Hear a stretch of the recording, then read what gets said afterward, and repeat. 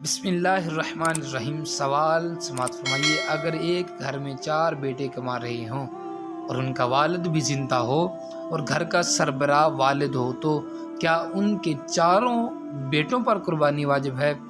جواب سماعت فرمائیے۔ صورت مسئولہ میں یعنی کہ اس صورت میں گھر کے سربراہ کی ذاتی قربانی گھر کے دیگر افراد کی طرف سے کافی نہیں ہے، بلکہ گھر میں جتنے بھی عاقل بالغ مقیم مسلمان افراد صاحب نصاب ہیں ان سب پر الگ الگ قربانی کرنا واجب ہے۔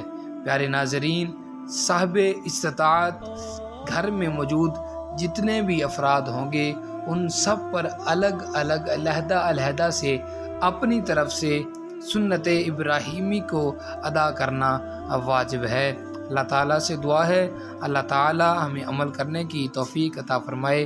ویڈیو اچھی لگے تو دوسرے احباب کے فائدے کے لیے اس کو شیئر لازمی کیجیے گا۔